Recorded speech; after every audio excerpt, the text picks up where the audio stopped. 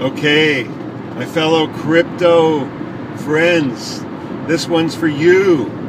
We're going to go deep, we're going to go dark.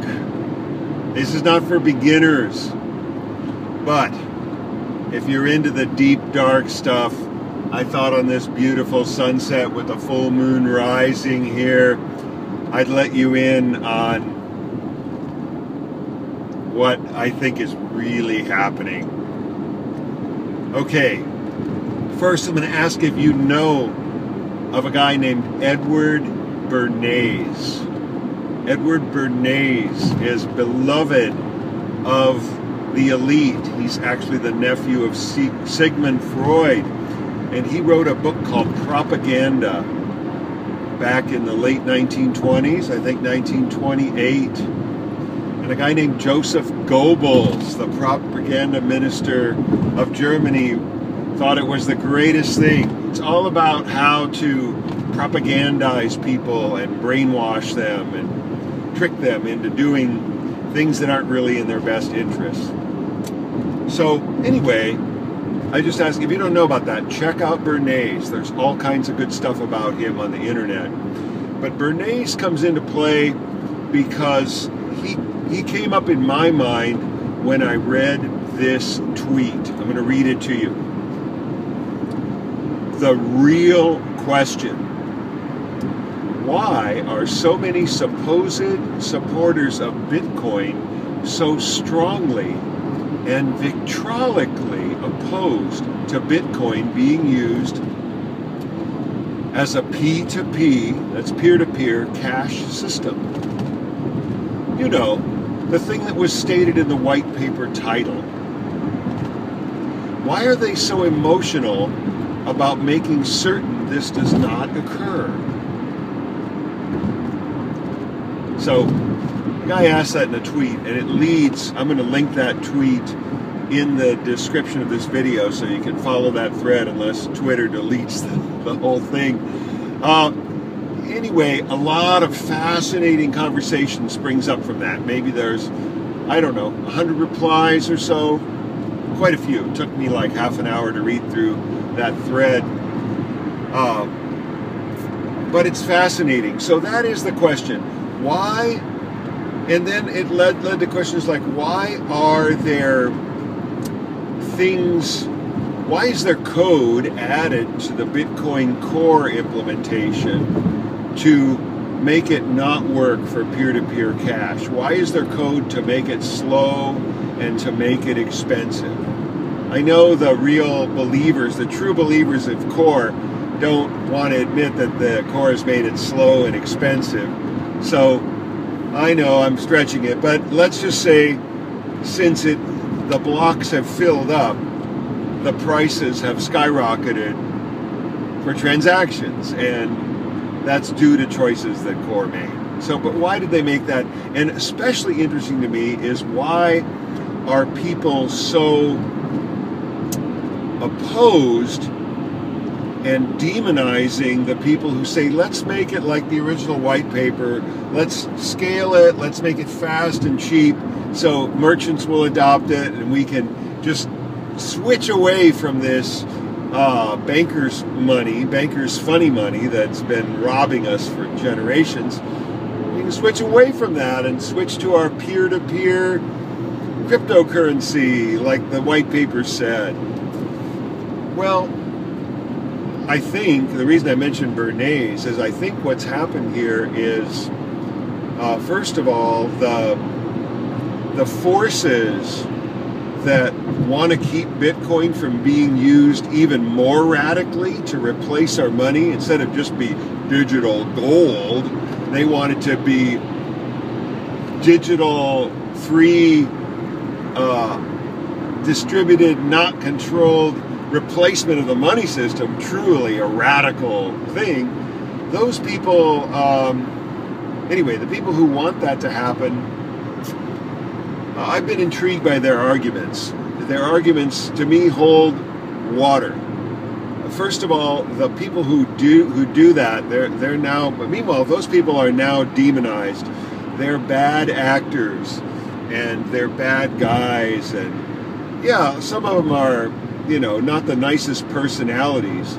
But what I notice as somebody new on the scene watching it is that those people that want the original Bitcoin vision were mostly the arch libertarian types, the types who hate the Federal Reserve, who want to destroy it, who want to get rid of the banker control of our world, who want human freedom and value it highly and don't like authority and coercion.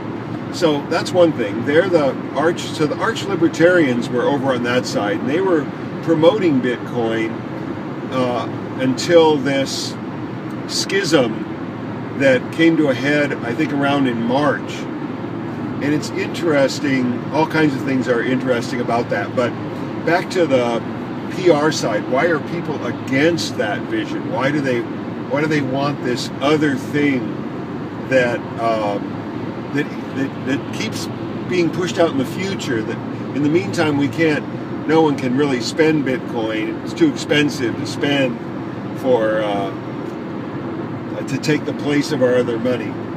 Anyway, I think it's to do with Bernays and propaganda. I think that, listen to this hypothesis. Okay, here's the hypothesis.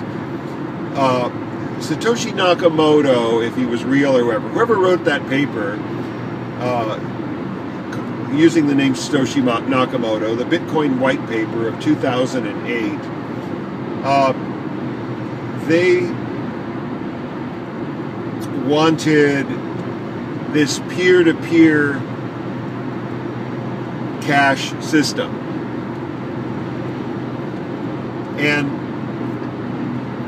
that is a, I don't know if it's a stake in the heart of the banking cartels, or if it's like whatever you use against vampires to make them go away, but it's bad news for them.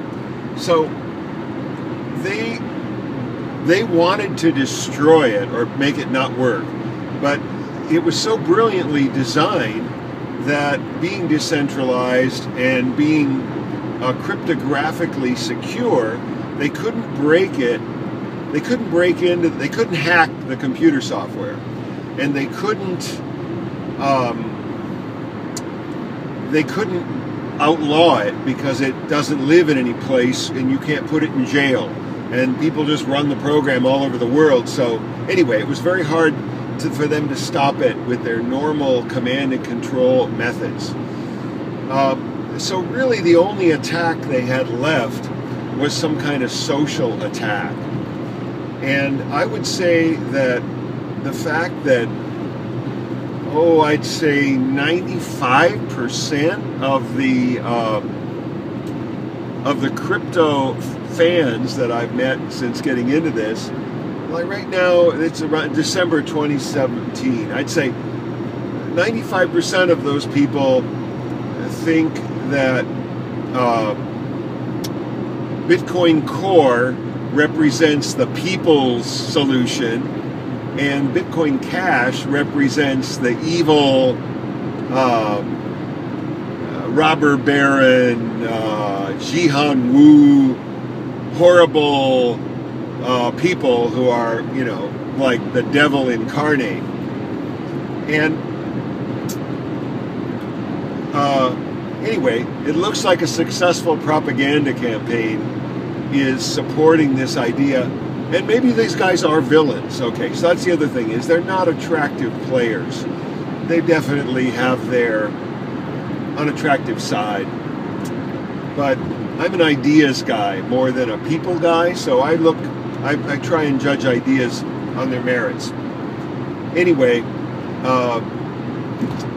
it looks to me like what happened here is they couldn't hack the software, they couldn't break the encryption, they couldn't outlaw it with men with guns and clubs, but there was a team that they could subvert.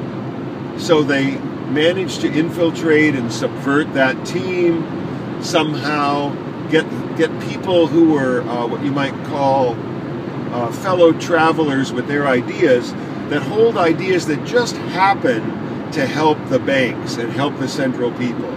So those people came in and they made decisions to slow Bitcoin's ability to cope with growing volumes, and it hit the wall. It hit the wall, and now it's... The other day I went to do a Bitcoin transaction. It was going to be $29. It was $29 actually that I was charged to move like 3 Bitcoin.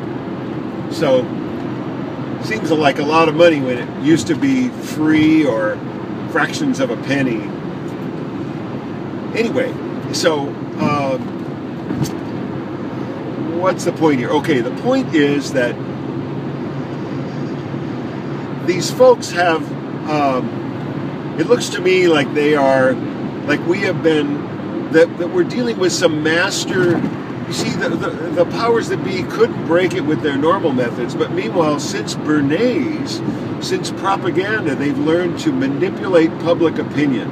So Bernays, after writing propaganda, he created PR firms that sold ideas to Americans. So Bernays is about how corporate power sells ideas to us and gets us to buy in on things like, what was the World War I slogan? A war to end all wars, and that kind of thing. They're big on selling people slogans and ideas that actually aren't the opposite of the right thing. So there's a possibility that's what's happening here with the core narrative, because the core narrative, in my opinion, has behind it the benefits of the bankers. The core narrative is that we don't need to create something that can do... Well, we need to create it, but we can't just do it by letting Bitcoin do it. We have to fix Bitcoin with some long-term super-duper changes that just keep taking time, and meanwhile, they're going to take time, and they're going to give banks and corporations a middleman role where they can do their usual control thing using these things called side chains. And I think what we've got here is they couldn't break the code, they couldn't outlaw it, but they can work the public relations side. And now they've got this untrue Bitcoin, this SegWit coin, or we might call it B Core, or a blockchain Bitcoin block stream. They've got this thing, but it has the Bitcoin name, so they've got the Bitcoin name and brand, and then they're pumping it. Maybe some people in that thread, it's a great thread to read. Some people in the thread think, oh, they're pumping this thing because they know how to do that. They know how to pump it like a Ponzi and then cause it to crash and discredit it. And meanwhile, the real mission of Bitcoin, which is to free the world from the banking system, that's not happening. And that's not happening with this thing. This thing is not doing it. So, disclaimer,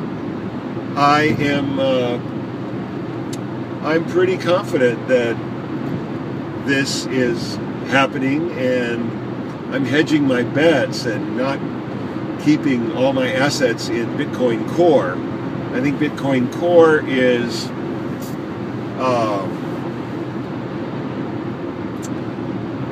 risky comparatively, and I'm looking at other coins that I think are more in line with Satoshi Nakamoto's vision, like Bitcoin Cash and C-Coin. And if the math is good, I think the math's a little sketchy on Zcash and Zen, but they're fascinating if the cryptography holds up. So, happy crypto thinking, and may it all work out for us.